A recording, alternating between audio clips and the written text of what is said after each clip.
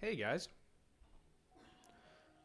So, I wanted to tell you guys about my first kiss. So, grab your popcorn, get your soda, and let's get to it.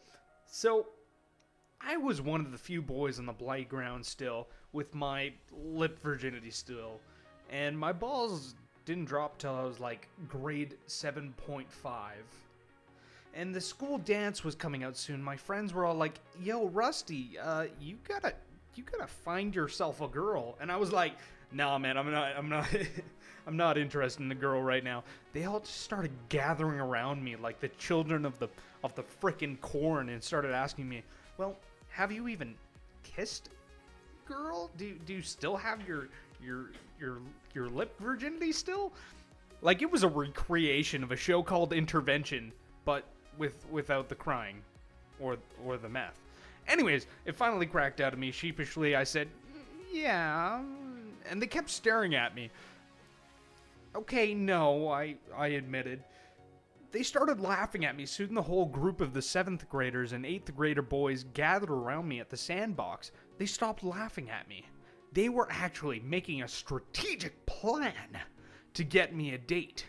They had lines drawn in the sand like pictures of girls and shapes made, and freaking Carl was in the corner making a penis out of sand. Anyways, the school bell rang. Every kid that gathered around stomped over our plans to conceal what we just conceived as the master plan.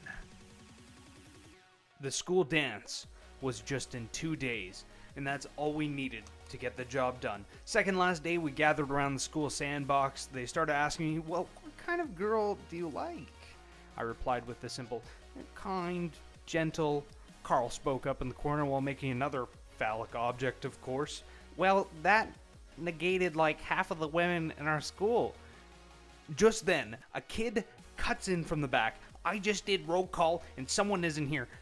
We all started looking around trying to find him. Then they spot this kid from across the playground. It's Scooter.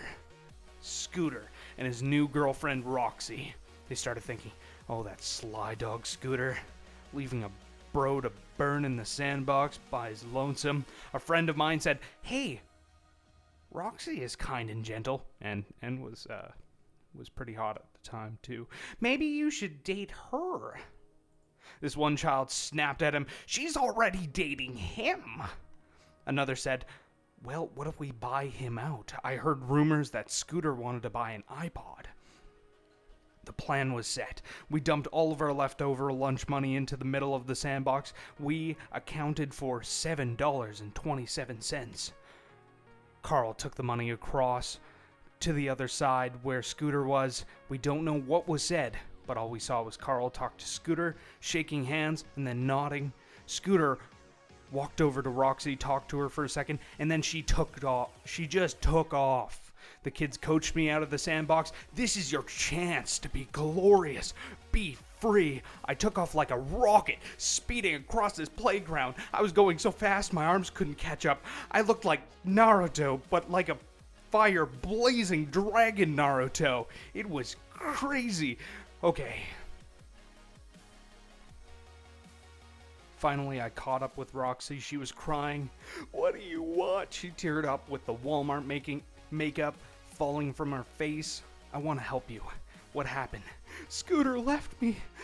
I thought he loved me." By the way, they've only been dating for like a day, so I just want to let you in on that. "Well, what do you want me to do?" I stuttered. "Break him, because he broke my heart."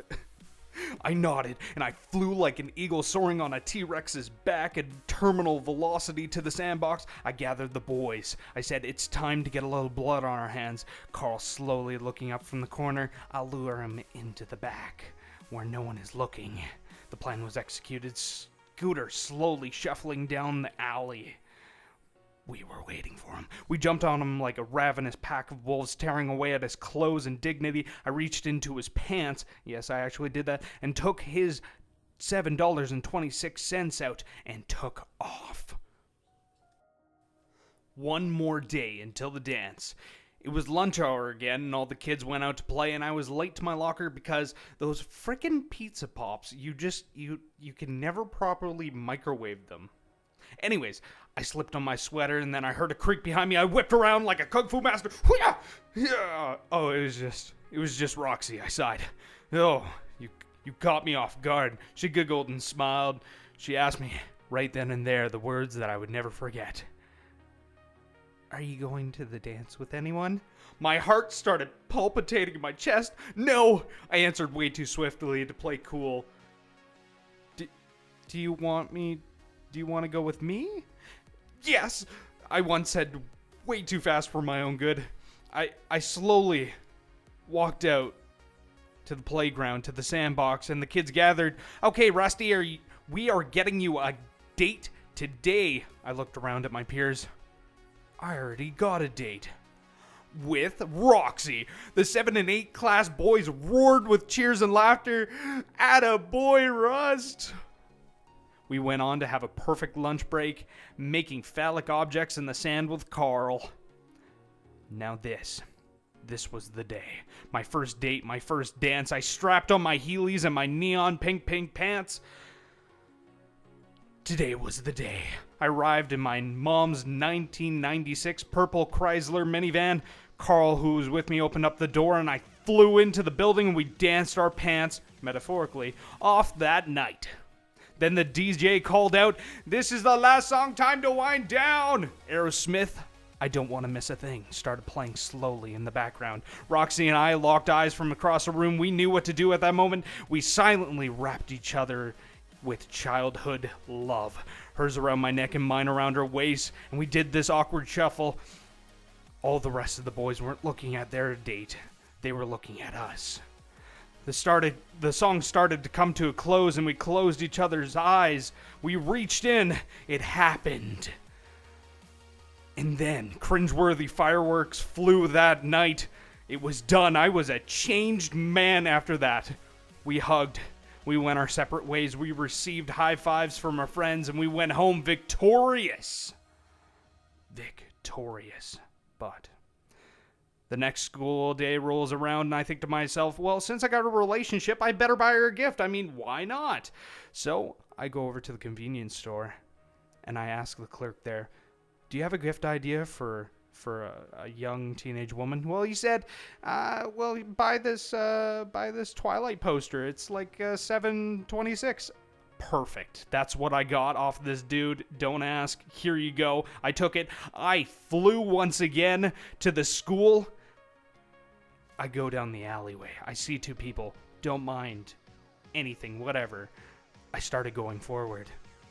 It's Scooter and Roxy making out. I ran up to Scooter and I threw that Twilight poster so fast at his face, it hit him like a harpoon. Roxy said with tears, "What are you doing to my boyfriend?" "Your boyfriend?" I said. "Yes, my boyfriend. He bought me this Twilight shirt as a sorry." And that was the end of Roxy and I. That was my time for today. Thank you guys so much for watching. If you liked this, please subscribe to my channel and leave a like if you liked it. Also, Roxy, if you're watching this, you're a potato.